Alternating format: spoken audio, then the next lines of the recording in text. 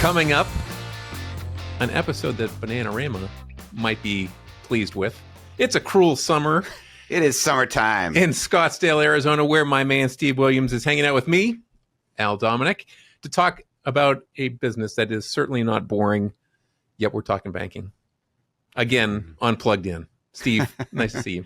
Nice to see you, Al. It's summertime. We're starting to hit our strategic planning meetings out there, talking to boards, executives, looking at kind of mid-year performance. So we're just going to kind of riff today. We're doing a quick riff because if you walk this whole journey of plugged in back to the early days, we thought, how do we surface some of the key concepts that we're hearing while we're out on the road to help people get just a little bit smarter, maybe a little bit faster. So in the interest of trying to get smarter, faster, I have been reading different books. I've got a new one to add to my library. I don't know if you've come across this before. It's called Loon Shots. It's how to nurture the crazy ideas that can win things like wars, cure diseases, and transform industries. And as you know, our industry is certainly going through some interesting transformation. Well, you know, there's an interesting thing. I just posted how MIT's done this study on using AI and using large language models and how it basically lulls the brain to sleep. And there's no original cognitive thinking or critical thinking or creativity. I'm hearing this in a lot of my meetings so far this spring and summer. Is like, how does the organization transform around AI? And if 80% of the future employees are agents, agentic AI, not carbon-based life forms, what does that all look like? And so I think it's really interesting right now, the discussion about where's the creative critical thinking part and how do we not just kind of create very commodity-based staff members, but have knowledge workers that really have something other that an agent can't do. And that's come up at more than I thought it would, actually. Well, you know what? I was in Santa Barbara this morning, and I learned this firsthand because for like the umpteenth time, an Uber driver picked me up. And of course, my full name is Alfred. I go by Al, but every Uber driver these days just calls me AI. That's right. And so the critical thinking totally out the window. It's actually a theme I did want to pick up on with you because it strikes me that you and I live parallel lives. I know you've been with a number of boards, executive teams. I've been doing the same thing. And what's been interesting is to juxtapose the start of the year and some of the survey information that we were pulling from our What's Going On in Banking report, where it showed a lot of optimism and enthusiasm for the year ahead, has been replaced with a lot of maybe cautious optimism, if not a little bit more pragmatism around things that are happening. So on my bingo card earlier this year, I thought maybe stablecoin would show up. Obviously, that has become a major issue of late. You know, on the AI front, it was generative AI, but now you're talking about agentic. So there's some shifts that are taking place there. On the merger front, people thought, well, things are going to get simpler. And while we have seen the time for approvals as condensed, you know, we haven't seen the uptick in the number of deals that we thought we would see. By my count, it strikes me, and this is with the assistance of S&P's intelligence unit, there could be about 134 deals announced this year if we continue on the path that we are. Except, of course, as I said, while my Uber driver was picking me up in Santa Barbara, I was reading about a bank deal that takes Glacier into Texas. They picked up Guarantee in an all-stock transaction at about $476 million in size. That follows one that was announced yesterday, and these are our friends First Financial out in Ohio, doing another in-state deal with Westfield, which was a $325 million cash and stock transaction. So as much as that optimism from the beginning of the year may have been a little unfounded, maybe the M&A stuff that people were excited about is going to come home to roost. A couple things there. Yeah. What we talked about earlier in the year is there was a lot of sellers out there. We heard this at AOBA early in the year. A lot of sellers, but their price expectations were a bit like when my wife looks at Zillow and decides what our house is worth and what the asking price. Yeah, it's getting more expensive. Yeah. So same thing, you see that in housing. But I think a couple things have happened. One, we did slow down because we had Liberation Day and volatility and rates went up. You had a very high 10-year and that's starting to come down. And that just means how fast is the bond portfolio or the book healing? And that happens both with time as well. So more healing has occurred, I think, because you're seeing rates stable down a little bit with some of the good news lately, oil prices going down, et cetera. They're going to stay high, but they're not going to be as painful as they were in April. And that volatility had people wondering, is now the time to do a deal?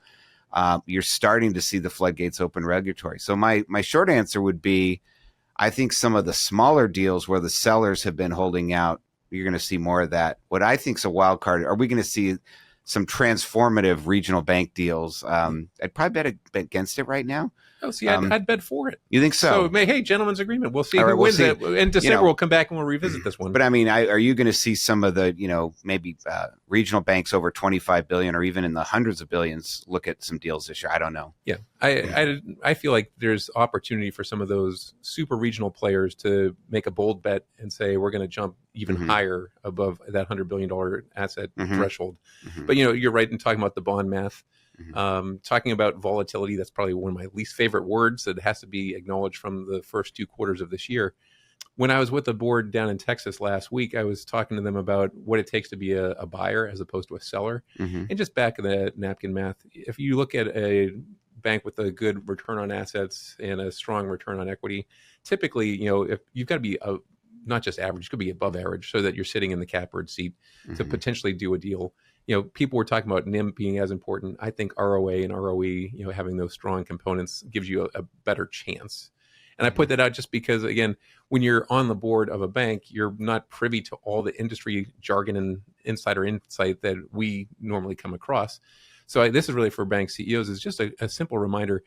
This is really challenging stuff that we're going through. Yeah. And helping your board to understand the critical issues that are going to confront you over the next few years, super important. And that's why I brought up stablecoin earlier, because in the last, I'd say, few days, since JP Morgan came out with their announcement that they were going to do something on the movement of money front, you've seen Fiserv follow suit and get a lot of people thinking, how does this impact regional and community banks? So any thoughts on the stablecoin movement, if you will? Well, yeah, it's once again, everybody wants to be a bank. Banking isn't boring. Banking, if it's so boring and it trades at a 9, why does everybody want to do it? They want to peel off the valuable parts of banking. Yep. And so payments is obviously one of the biggest out there. And so, yeah, I can't believe the pendulum swinging from a regulatory side, fastest pendulum swing I've ever seen in my whole career. And obviously Walmart, Amazon, others talking about this. Our head of research, Ron Shevlin, who's very bright in this area, says, yes, you will see consumers use this stuff.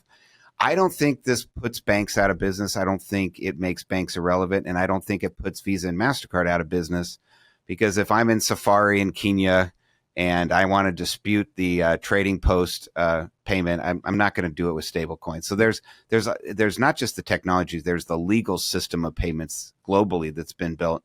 However, I think stablecoin, just like other things like challenger banks and stored value and everything else we've seen in the last 20 years, it's going to bleed out more of the value chain of banking, and it's going to be harder to have funding for the long term. So I would definitely be talking to my board about what is this threat to both interchange and funding. And it's not going to happen overnight, but it means more how niche does my business become? Yep. How am I going to play? What scale am I going to need? And how do I become a player in that ecosystem, not just watch it merge? And maybe you put it into simple sounding terms right now. Am I going to be an issuer? Am I going to be a custodian? But where do I play in this is an important question to start to address. But I think it allows a bank CEO and CFO to talk about, their payment strategy, really where they fit into this whole movement of money concept. Because if you're on the board, you hear something, you see a shiny object, of course your attention is going to be pulled in that direction. And I think it's really imperative for executive teams to say, hey, this is a risk. This is a challenge. It may present opportunities for us, but right now we've got to be able to be succinct in our answer.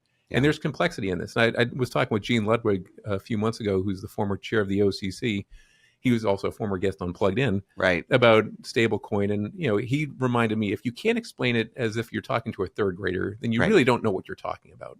And so I'd also caution people who are going to get super excited and bullish on the prospects to remember, we talk like this around blockchain. We talk like this around Bitcoin. We talk like this around the DeFi space. We actually were talking like this in the generative AI world just a few months ago. Like, we get excited about even the metaverse, if you remember that, Chase's branch in the metaverse. I put that on it didn't Tony Stark. It wasn't Iron Man involved in the metaverse in some way. So no, I agree. I think there's a bit of the kind of, oh boy, but it's going to be another innovation that collects some points, but it's going to be over a long period of time. And that said, I do think what's important for bankers right now to look at is there was 3 or 4 trillion, whoever you believe, of dry powder private equity out there. There's the fintechs and the tech companies want to get more into banking and payments. And now there's a regulatory environment that says, gentlemen, start your engines. Open for business. I think they're going to hack the regulatory system faster than the traditional banks will. So watch the entrepreneurs and follow the money. Yep. And make sure you're looking at those as competitive threats, because there'll be some really interesting companies formed with PE and venture money around this. What's allowed these days, what's encouraged, including things like M&A, buying a small bank and making it into a specialty bank, getting chartered. We saw an ILC charter this week. Yep. That some of our friends the alts are working on right now. So. It's certainly the Chinese proverb, "May you live in interesting times," is what we're actually dealing with it right now. Yeah. It's not really a proverb; it's more of a Yeah. threat. But as you're saying all this, what's interesting, again, to remind everyone, is as much as things change, fundamentals and performance never goes out of style. And so I think, as much as we look at these companies that are being, built digitally, so they're digital first, digital always, and they have new capabilities, if they can't execute, then they're just going to be that shiny object that people talk about, like you just mentioned, the metaverse. So this is where banks have, I think, the opportunity to use their risk stance to their advantage.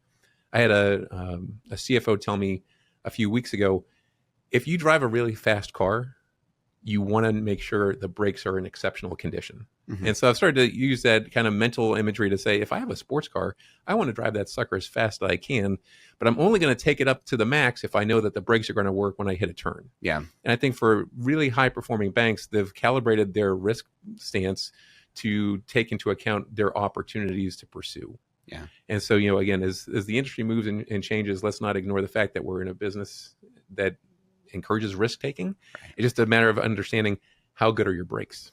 I don't want stablecoin to drown out, to your point, just some really fundamental strategic things that need to be happening, because we had that with blockchain, and then we had that with banking as a service. And so these are long tail kind of things. And I think what's staring at banks right now is, how are we fundamentally going to drive that performance in new ways? And I think there's a few things. If you're looking at a typical bank, have you really defined your target market?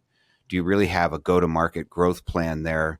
Are you using data very effectively? Have you really exhausted old things like platform automation, digital self-service, using data? 7% of bank executives in our annual survey said they have a very effective data strategy. Which is so we don't need to jump to stablecoin. We need to deal with just how we're using data. So well, in that point, I've been trying to impress upon folks when they talk about all the different AI tools that are becoming commercially available. It's like, yes, these are incredibly important. Mm-hmm. You should be thinking, how can you leverage them to your potential business outcomes that you care about? But if you don't have your data right, if your data strategy and your data governance aren't mature, then what are you doing? Like, your attention's in the wrong place. Yeah. And so, as you're talking, I'm just thinking about our friend Chip Reeves, who joined us on a recent episode, and he talked about the right to win and really knowing the court that you're going to play on. Chip is a former college basketball player, and he was talking about JP Morgan coming in to the markets that Midwest One serves. And he said, look, if they're going to start playing pickleball, if they're going to challenge us to swim, if they're going to be taking us out on the football field, and I'm kind of paraphrasing him a little bit here, it's like, we're not going to compete there, because we compete on the basketball court. Like, our team's ready to play basketball, and we'll take on anyone that wants to challenge us there, because we're equipped as a team. But we're going to earn the right to win by earning the right to participate. There's certain things that we don't want to do, and we're okay with that. And so to bring it full circle to the strategic planning and the board conversations, isn't it interesting when you get into a really healthy conversation around what we don't want to do or what we don't want to be? Yeah. I think if people spent a little bit more time on that, you'd find some pretty interesting ideas to put yourself in a good position for the next few years. Yeah, and really look at what are our assumptions about growth and where's it going to be. There's going to be more niching, more specialty, but I'm surprised how few banks really look out 3 years and say, where's the growth going to come from and how are we going to win? Where do we have the right to win? And let's put in some assumptions, then hold people accountable. So growth plans could be matured real quick. I do want to touch on tech, though, because you talked about scaling smart is something you want to talk about. I saw something where the third worst college degree to graduate with this year is computer science. And that is because Microsoft, Amazon, Google are all saying, no more programmers, no more techies. We're going to give it to the agents. Yep. And so there's a huge pullback in tech where those kids used to get out of school and say, I'm going to make $250,000. This is a huge opportunity for some of these kids to come into banking, and maybe they're not going to make $250,000, they'll make $160,000, but they can help us accelerate the dirty fingernails work at tech going forward. And the other thing I'm seeing with AI, I was with a couple of young professionals at one of the board meetings who hands-on use AI for all kinds of, they were showing me all the different things. And how did they get there? They actually just started playing with it. And I think one of the things that we have is a lot of managers who don't have hands-on skills. Yep. And the age of AI is a hands-on era. Yeah. And so some of those that are left, and it's not going to be the empty manager. It's going to be very smart hands-on knowledge workers. And if I'm head of talent or a CEO right now, I need to be figuring out where am I today and how are we going to attract those kind of folks. Yeah. Well, you're warming my heart as somebody who had a really rough time with object-oriented programming language. Yes. As I failed my computer science class as a freshman at Washington and Lee many years ago. OOP. It really gives me some confidence. Maybe that degree that I was chasing was not the right one for me. Yeah. But anyway, Steve and I always enjoy sharing some of the things that we find interesting, and would encourage you to, like this episode, give us some feedback, hop onto any of our social sites. Steve's been posting some great stuff on LinkedIn, as have some of our colleagues like Ron Shevlin. Yeah. So like every time we sign off, we just want to thank you for getting plugged in with Cornerstone Advisors. Yeah, we'll see how the year goes. More M&A activity, lots more of applying AI. And we're going to put some sunscreen on because we see that the temperatures are going to continue to rise, just like the temperature in banking continues to get hot. Yeah. Good getting caught up. See you out on the road. Sounds good. Thanks. If you enjoyed today's Plugged In episode, make sure to hit that follow button on Spotify, Apple Podcasts, YouTube, or wherever you're listening. We've got more great conversations coming up, and you won't want to miss them. Thanks for tuning in.